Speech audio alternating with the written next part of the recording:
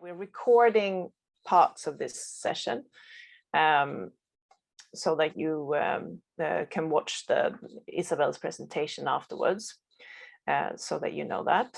We'll make that available to you. I think that's it. Let me just check. So I haven't forgotten anything else. Yeah, no, I think now, Isabel, you can start sharing your presentation and start presenting. Yeah. Great to see so many of you here. Great. Okay, thank you, Anneli. I'm hoping I don't get any more technical problems. Can you see the right screen? Yeah. Now we see the slide of, it says, this is the staircase image. That's right. Yeah. Mm-hmm. Good. So it's not going to be kind of so in detail as the last time, but it'll be recapping some of the main points for those of you who are kind of new to the program. So just as a reminder, as an overview, we've got several building blocks for the monitoring, evaluation and learning. So we have, first of all, a project theory of change, which you've all been working through developing your TOCs on the Canvas platform. And if you're a brand new project and you haven't yet, you will. And then that gives us an overall framework for the project that we can then use kind of simple monitoring tools to track progress against the TOC, but also to prompt us to kind of reflect and learn about what's happening, because what in AgriFoSe, what we're working with is, quite complex dynamics of change. So it's not something that is kind of, we have a very clear map and we can follow. So we need to be doing kind of learning and reflection about what's actually happening and how do we need to sort of adjust and adapt. When things have developed a bit more in the project and you're actually starting to promote some change, then we have a tool that actually tries to bring that together and actually capture some change stories from the project.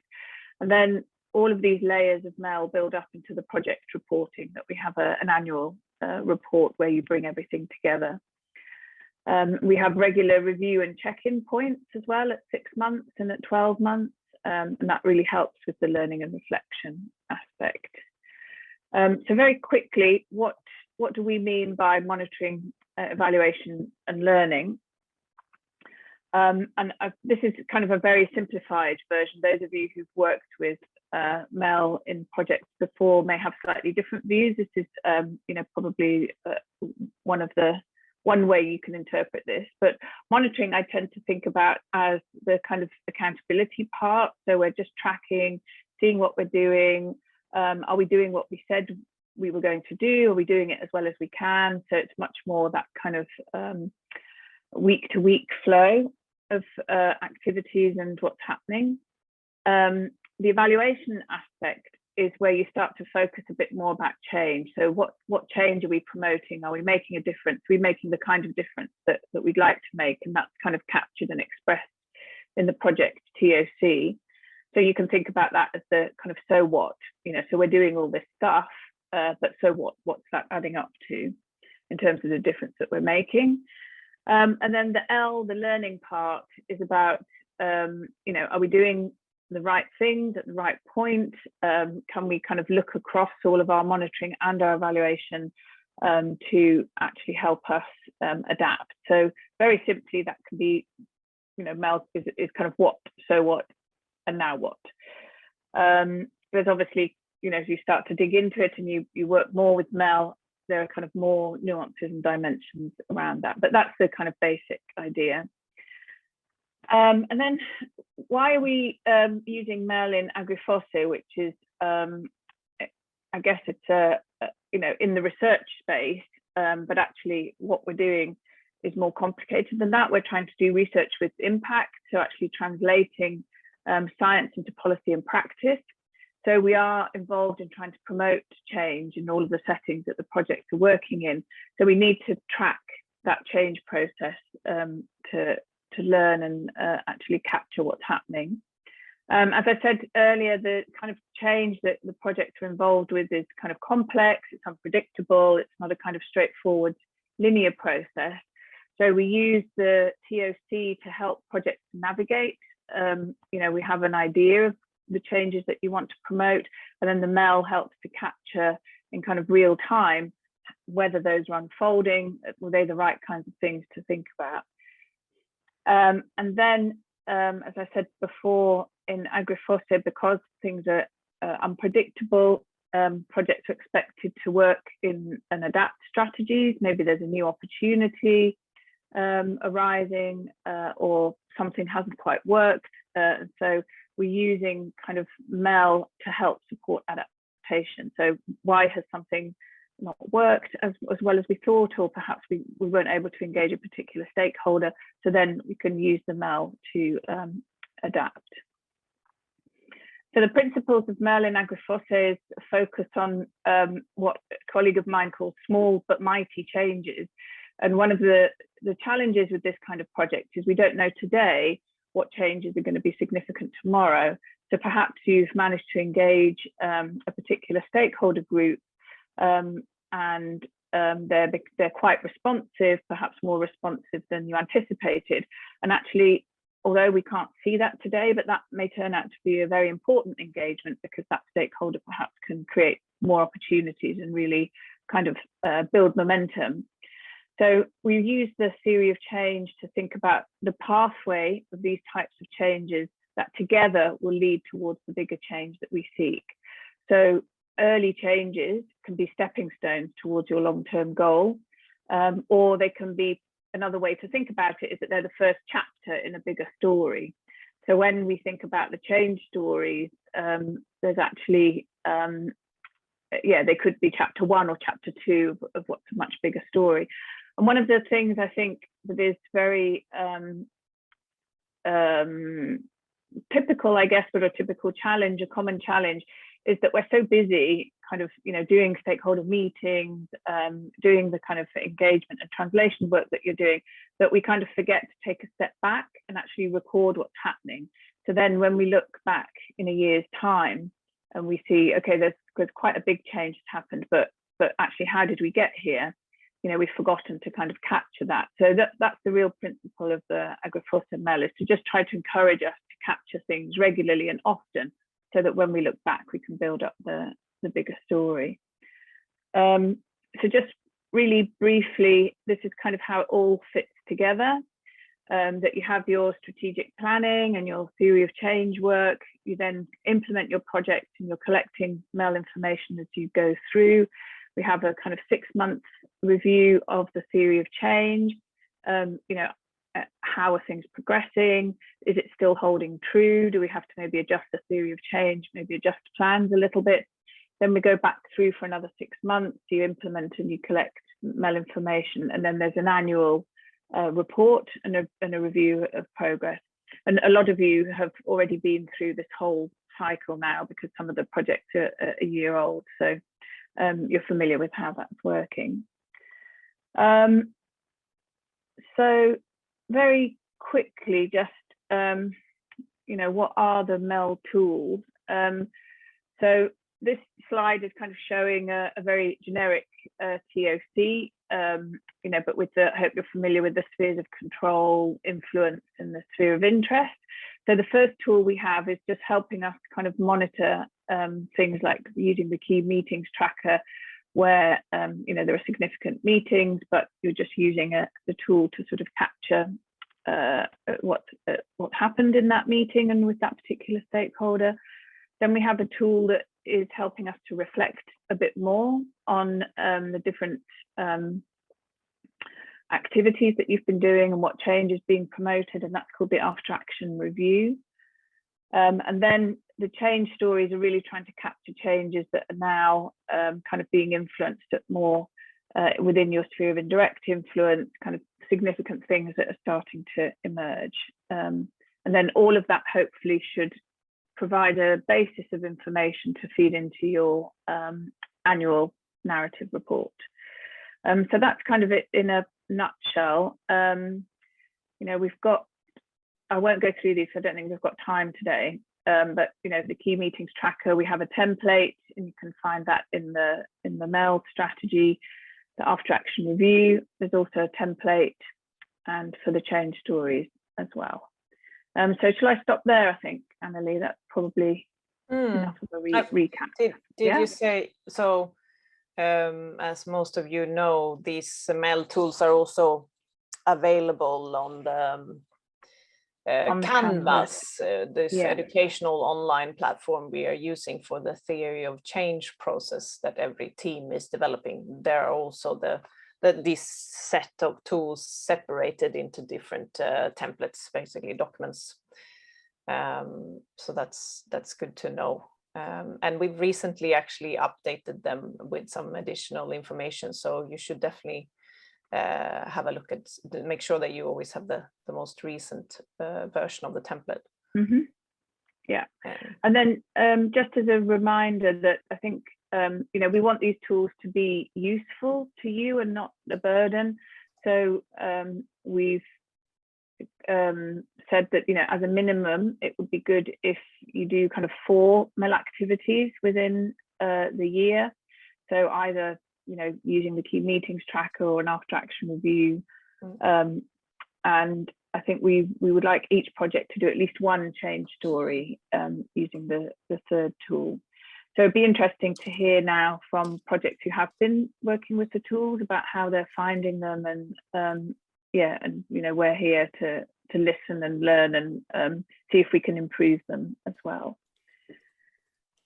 Great, thank you. Thank you, Isabel. Maybe if there's some quick clarifying questions, they are of course welcome. So please raise your hand if you have any direct questions to Isabel. But there will be a chance to discuss both in the breakout groups and later on when we come back together. I can't see any hands for now. But then we would like the 3 projects to present, and maybe Isabel, you can facilitate and keep a track of the time. Yeah, it's just about 5 minutes each, I think. Is exactly. That right? So quite quick. Yeah. Yeah.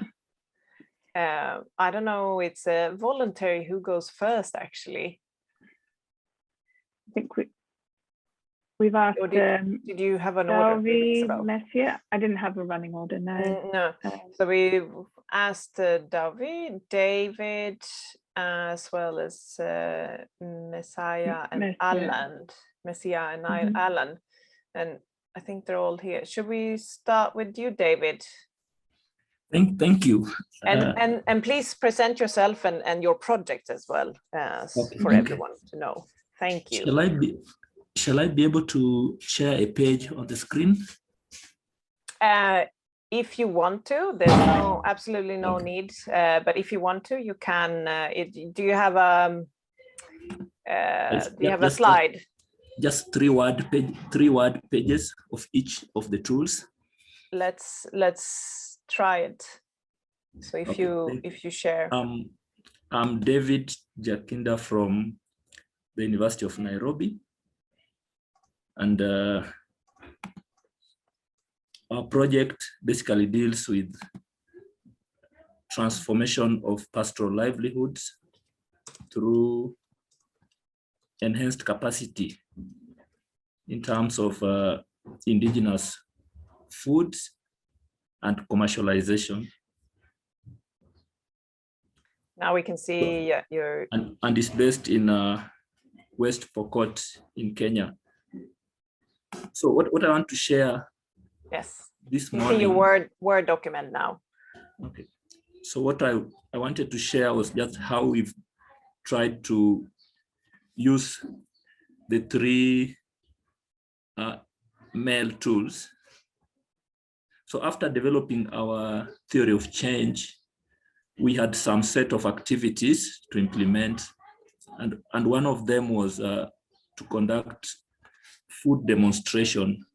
That is to organize a women group to share their skills in how they prepare some indigenous foods, and also to educate other members of the community on the importance of those foods and how they can be prepared and even preserved.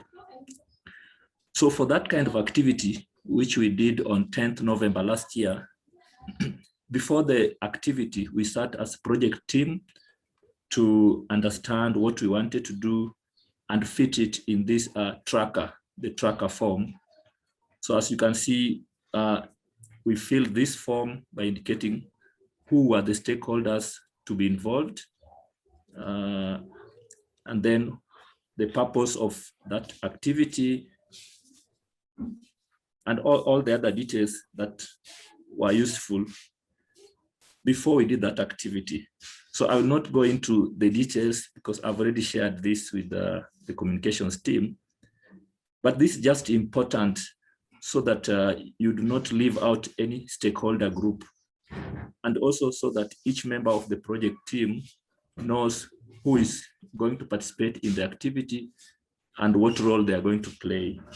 So filling this before any activity is very important because it helps you as a project team to know who is coming for your event and who is going to do what. So after the event, we sat as a project team to reflect on what actually happened during the event. But I would like to say that for you to be able to go into the next MEL tool, that is the after review, it's important for every project team member to understand what's going to happen and also to understand their role, so that it's not a case where only the project leader is struggling to fill this and to monitor what is happening. Everybody in the team must be involved in populating this tracker, and also they need to be assigned roles. For example, in our case, we had members of the team who were taking the participants list and also understanding what each participant is doing. And then there's the need for documentation, because like in a food demonstration, somebody has to be there to capture the steps so that when the stakeholders are explaining or doing what they are doing, somebody in the project must be taking notes or even taking photos or even videos where possible. Then after that, after the event, we sat down now to reflect on what really took place. And that's where we have this after action review. So here we summarize what actually happened and why was it happening. Like here, the demonstration was meant for the community members to be shown how those foods are prepared. And of course, it was a one-day food demonstration. Then just a summary of what worked and what could have been improved, what we are calling what went well. And I would not want to emphasize on what was not well, but I would call it what could be improved. So like for us, this is very important that the government representatives and the NGO were happy that such an event could be undertaken, because in some cases they find it difficult to bring together or even to appreciate the local skills. It's always the case that most people in authority assume that they know it and that learning only happens in a top-down approach where you bring local members of the community and you teach them. But this approach where you are giving opportunity for knowledge to come from the lower level, I think that was something that was appreciated. And the fact that we also recorded using a video, that also came out as a very important point, to the extent that the stakeholders implored upon us to help them upscale such local learning. And now from here, we came up with the future events, what was to follow next. Some of these we've already implemented in the subsequent months, but I will not go into them. Now, after this food demonstration, about 4 months after, that was in March this year, we went back to try to capture information for the third tool, which is the change stories. And this is how we try to capture. We'll be discussing more in the breakout groups on some of the. Move on to the next presenter now.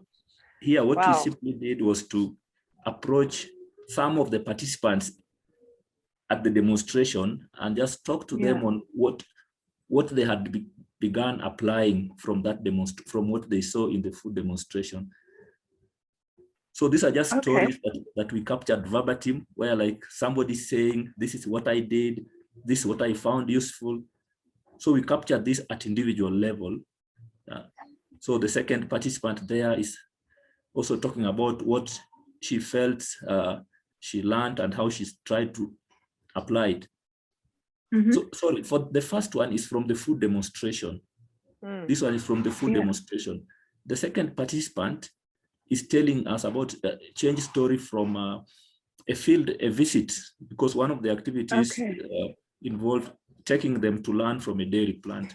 So this one is talking from the experience from the field tour that we facilitated. The other one is David. I think we need to move on. This is really interesting, and hopefully you can tell us more in the breakout groups. Do you want to say something? Finalize your presentation. Yeah, the final thing I want to highlight is especially on the first tool is the gender. This part is very important because this was our second activity. In the first activity, we did not remember it. That it's always important to give in terms of your participants to show how many male, female, and from different institutions. So that's very important. The composition of the team by institution and even by gender as you work with your stakeholders. Otherwise, thank you very much. We'll be willing to share more in the next session. Thank you. Thank you. Thank you so much, David. I think that's really fascinating how, and you've been starting to kind of pick out the really important bits of information like the kind of gender distribution. And yeah, it'd be great to talk a bit more about kind of capturing the individual stories of change. It's very rich to be able to go back and speak to people. So I think we should, but thank you very much indeed. I think we should go on to the next presenter. Go over to Dauvi, perhaps. Dauvi. Yes. So good afternoon from Laos and good morning in Sweden. So thank you for your inviting me to join this meeting and seminars. It's really happy to be here. So my name is Dauvi Kongmanila.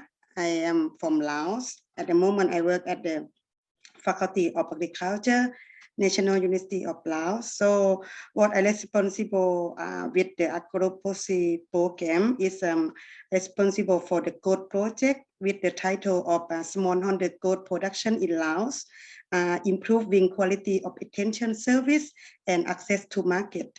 So I can say like the project that I have responded is will be 3 components. The big one, first is talking about improving the goat production for smallholder farms, and second one, how to improve the attention service in terms of the officer, attention officer, and the third one is talking about the market access. Yes, and then it's talking about the tool, especially about the MEL tool. I can say like this tool is really important and really useful. What we can see is it's based on myself at the project coordinator and also the team as well. We can see what happened with our project and what we can see what is a change and what is very important. And then we also can do some flexible.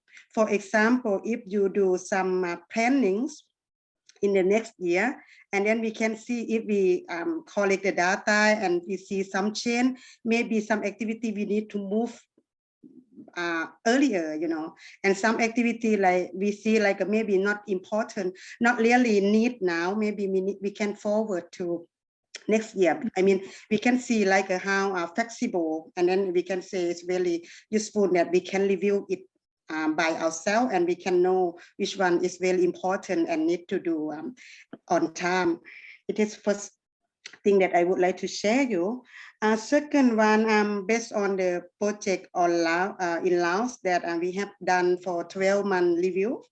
Actually, we have many activities that we have done for 1 year, but we have writing for 3 output, especially we're talking about the after action review to output, and also we're talking about change story with 1 output.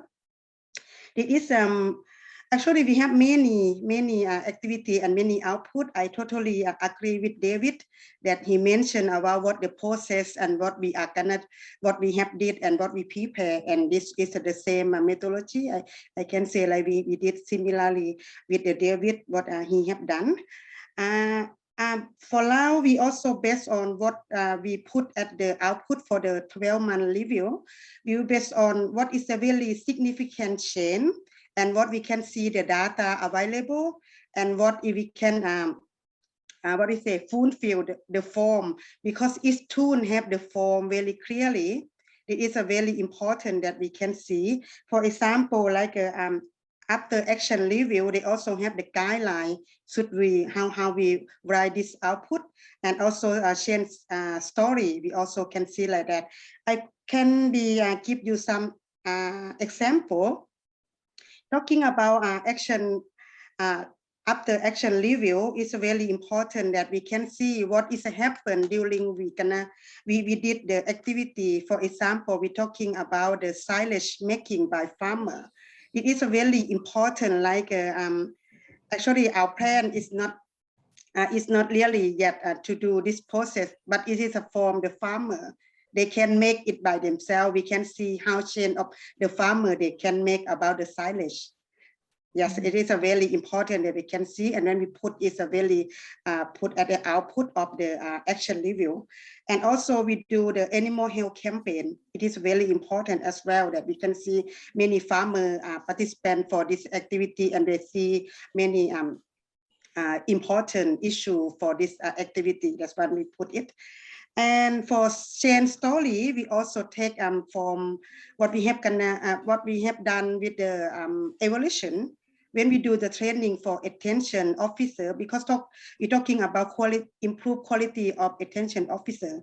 So we do the data collection and evaluation when they join the project, and when they join the training, and they give us really clear information, and then we can write to the change story. It's a really important as well. So we have done for 3 in case of lab project. And I think if I would like to share what is really important when we select the tool, and what is how to select, I think first we can think about the project activity, and second one is talking about the priority, and the third one is very important and very useful is how we can get the data available to fulfill all the tool, and also what the data significant data that we can see. It is really really important that we can select, and then we can discuss with the team and discuss with the supporter team from Annalie, from Isabel, to select what we gonna to write the output. Yes. I think it is briefly for mine, and then we can have more discussion when we divide to subgroup. Yes, and then I'm happy to share the experience what I can have, and happy to be here. Thank you so much.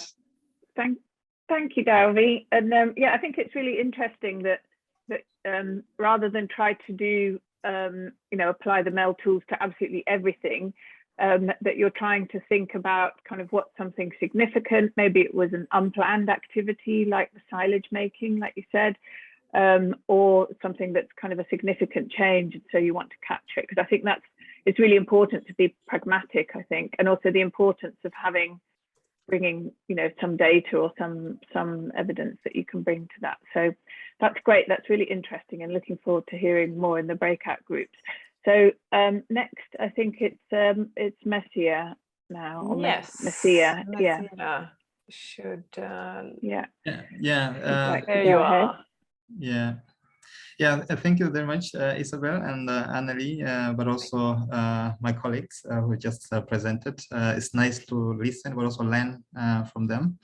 So I'm Messier Ilomo from the AgriFoSe project, which is focusing on the agricultural biologicals in the sub-Saharan Africa. And we mainly work in the 3 countries, that is Ethiopia, Kenya, and South Africa. We have done a couple of key stakeholders interviews, but now we are doing more in terms of the survey, covering the farmers, the dealers, and now we have the online survey of researchers to take stock of the knowledge on biologicals in the sub-Saharan Africa. So in that case, we haven't done much in terms of using all the MEL tools, but we have used the key stakeholder tracker, and I'm happy to share some highlights on that. I joined my colleagues that these are very important tools. In fact, when, for example, using the key stakeholder meeting tracker, that proved to be very useful fast in capturing some of the things, or at least some change, or at least potential for change, which could be, for example, taken for granted. For example, in this case, having a stakeholder who is very willing to support the network of agricultural biologicals in sub-Saharan Africa, and willing to champion that in, for example, in particular Kenya, and later to upscale to the whole region of Africa.